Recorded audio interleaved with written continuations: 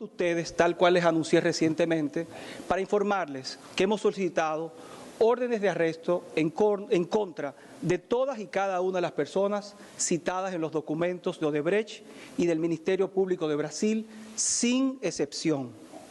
En total, estaremos sometiendo a la justicia 14 personas en lo que podemos calificar como un hecho sin precedentes en nuestro país, si tomamos en cuenta los montos involucrados, la multiplicidad de presuntos delitos y de actores, así como también las posiciones de poder que han ocupado los involucrados. Cada una de estas personas está siendo sometida a la justicia por haber cometido presuntamente todos o algunos de los delitos de soborno, asociación de malhechores, coalición de funcionarios, prevaricación, desfalco, asuntos incompatibles con la calidad de funcionario público, enriquecimiento ilícito y lavado de activos, conforme lo establecen los artículos 2 y 3 de la Ley 448-06 sobre soborno, los artículos 123, 124, 166, 167, 169, 171, 172, 175, 176, 265 y 266 del Código Penal, los artículos 2 y 7 de la Ley 8279 sobre declaración jurada de patrimonio, que era la norma vigente a esa fecha de las ocurrencias de los hechos. Bueno, vean ustedes ahí al ex Procurador General de la República, Jean Alain Rodríguez, y anteriormente imágenes de los arrestos de los primeros 10 arrestados de los 14 que en principio estaban encartados en el expediente Odebrecht, como parte de refrescar un poco la memoria histórica de este caso que ya llevaba casi 5 años en los tribunales y que hoy hemos conocido la decisión del primer tribunal colegiado del Distrito Nacional que condena al empresario Ángel Rondón a 8 años de cárcel, al pago de 200 salarios mínimo, así como también al exministro de Obras Públicas, el ingeniero Víctor Díaz Rúa, 5 años de prisión mayor, de reclusión y al pago también de 200 salarios mínimos. Para comentar la decisión del tribunal, tenemos con nosotros a nuestro experto, el doctor Marino El Cevif, quien nos va a dar su punto de vista, su parecer y su opinión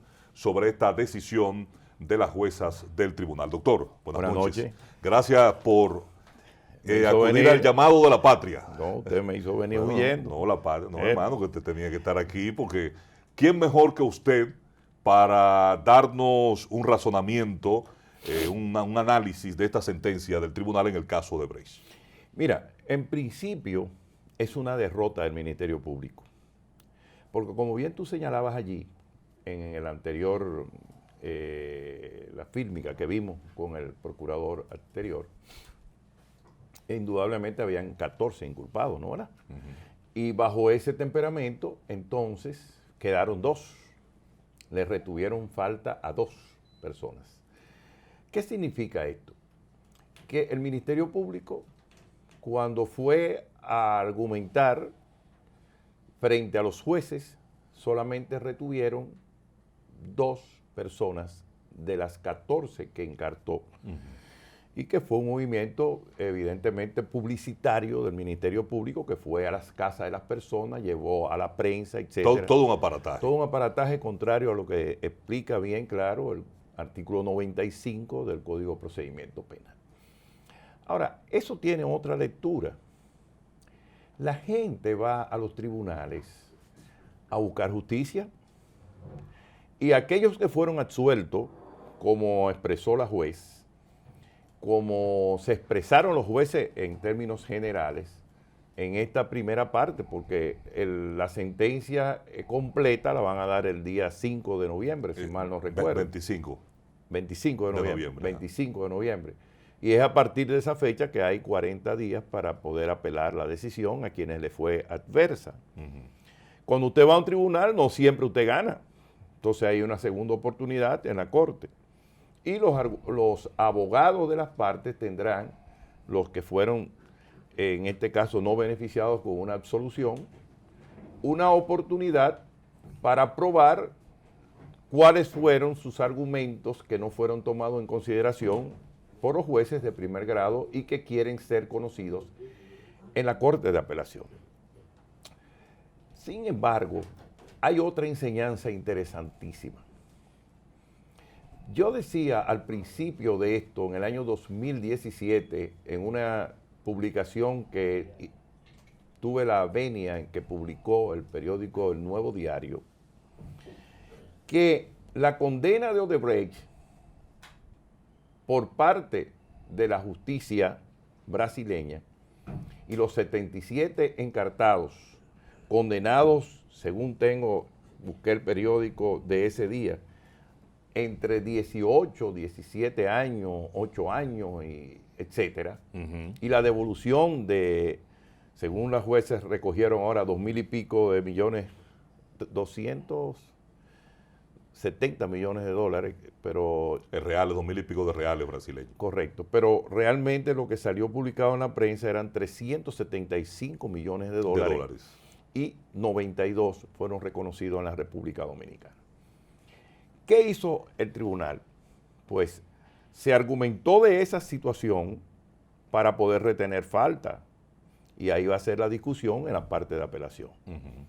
Pero fíjate que el tribunal descartó el tema del soborno, que era lo que se decía desde el principio, que no había una relación de causalidad entre el dinero de los 92 millones de dólares y las personas incursas en el proceso, como fue la absolución de todos los que están allí, independientemente de que le retuvieron falta a Víctor Díaz Rúa, sobre la base de lavado de activos, sí, y enriquecimiento ilícito. Que son 2 tipos penales propuestos, justapuestos en la acusación, y que no fueron realmente el origen de la investigación. ¿Por qué? Porque Víctor Díaz Rúa terminó juzgado por enriquecimiento ilícito y lavado de activos. no por los sobornos, como descartó el tribunal. Y que era la causa de origen. Que fue el origen de la persecución, ¿me entiendes? Entonces, la otra parte es el caso de Rondón, que es el caso más espinoso. El tribunal retuvo de que Rondón tenía 4 calidades dentro del proceso y las detalló. Y sobre esa base, entonces, retuvo una de las condiciones de comisionista y argumentó el tema de lavado de activos, no el tema de soborno, porque no encontró cómo decir que era soborno. Pero entonces se fue a la ley 72-02 del año 2002 y habló del tema de lavado de activos sobre un afecto societate de las diferentes compañías que tenía, etcétera, etcétera, etcétera. Eso va a ser el punto neurálgico de la discusión en el recurso de apelación, que me imagino hará el señor Ángel Rondón y hará Víctor Díaz Rúa, que les retuvieron su casa, el yate, que ya se lo habían entregado, y creo que un apartamento, una propiedad en Casa de Campo. Esa es la casa bueno, y unas cuentas en pesos también, y en dólares y corrientes que también hizo particular. Decía Ángel Rondón en sus declaraciones a la salida del tribunal, se extrañaba, ¿verdad?, de la sentencia, y decía que un caso raro y extraño porque condenan al sobornador, pero sin sobornados. Sí. Algo raro, ¿verdad? Y entonces él decía que las juezas decidieron entregarle su cabeza al Ministerio Público porque había que buscar un culpable. ¿Qué le parece a usted eso? Condenar a alguien que es señalado como el cabecilla del pago de los sobornos, el hombre del maletín en el Congreso, y luego entonces no condenar o no presentar ni pruebas ni los acusados de recibir ese soborno. Sí, en eso Ángel Rondón va a tener una razón extraordinaria, por una razón muy sencilla, como tú bien acabas de argumentar. Si yo fui el sobornador, dice Ángel Rondón, ¿a quién fue que yo soborné? Explíqueme a quién yo le di el dinero.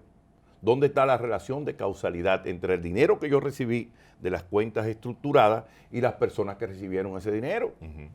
Y ahí va a ser un argumento muy interesante para el recurso de apelación por parte de sus abogados. Hay un elemento que me llamó poderosamente la atención durante la lectura de la sentencia y los razonamientos de las magistradas, y es que admiten que las cuentas que utilizaba Odebrecht como cuentas para pagos de sobornos se hacían también pagos regulares. Y pagos que estaban dentro del marco de la ley. Eso es entonces, ¿cómo poder definir qué se pagaba de soborno desde esa cuenta o qué se pagaba en el marco de la ley o de asuntos habituales? Ahí usted me va a decir lo siguiente.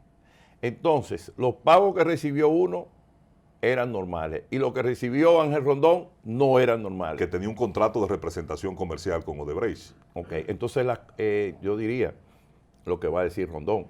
Entonces, lo que a mí me pagaban era de soborno y a lo que los otros le pagaron no era de soborno. O es bueno para un lado o es bueno para el otro dentro de la misma sentencia. Es lo que se llama de la ilogicidad, que lo más seguro los abogados van a invocar en el recurso de apelación en cuanto a la contradicción de la sentencia. Lo más penoso, doctor, desde mi óptica, en mi punto de vista, es que en este sonado caso, uno de los casos más sonados de corrupción en las últimas décadas en el país, correcto, donde la empresa brasileña Odebrecht admite que pagó 92 millones de dólares en sobornos para agenciarse con obras, contratos de obras públicas del gobierno, entonces no vemos que se haya hecho justicia. No, en sentido más amplio de la palabra. Lo ¿verdad? más bochornoso que se ha hecho ahí, y nosotros lo declaramos públicamente en la prensa, en la radio, sobre todo a través de la Z, valga la propaganda. Cuando nosotros teníamos el expediente, vimos en el expediente todos los sobornos que se dieron de Punta Catalina. ¿Por qué no figura Punta Catalina? ¿Qué pasó con ese expediente que lo sesgaron y no sometieron todos los sobornos que estaban en el expediente de Punta Catalina? ¿A quién beneficia ese crimen? Entonces, esa fue una investigación sesgada donde el Ministerio Público quedó al descubierto que hizo un expediente amañado que buscó culpables preferidos y, como dicen, que estaban todos los que son y no son todos los que están, y que buscó la prensa como medio para publicitarse y anticipar un castigo sin tener, como se ha demostrado, las pruebas en contra de la mayoría de las personas que están fuera del expediente, eximidos del juicio criminal. Doctor, ¿cómo usted ve el papel de las juezas, de este tribunal? Esas juezas parece que tenían un asesor de contabilidad. Porque hacer ese diríamos, andamiaje jurídico sobre la base de tantos números, de tantas fechas y tantos cargos contables, realmente la jueza tuvo una verdadera asesoría en términos contables, o tomó parte de la acusación del Ministerio Público y esa narrativa, ese relato fáctico, lo asumió en conveniencia de sus propios razonamientos, que lo hizo común entre las partes porque fue una sentencia unánime. Doctor, en 30 segundos, porque se nos termina el tiempo, ¿usted cree que viene Odebrecht 2.0 como desde el principio de este Ministerio Público se ha estado anunciando? ¿Una segunda parte, una continuación, una nueva investigación? Bueno, eso podría ser, pero ya no pueden ser juzgados esa gente otra vez nueva, porque no bis in idem. Nadie puede ser juzgado por la misma causa.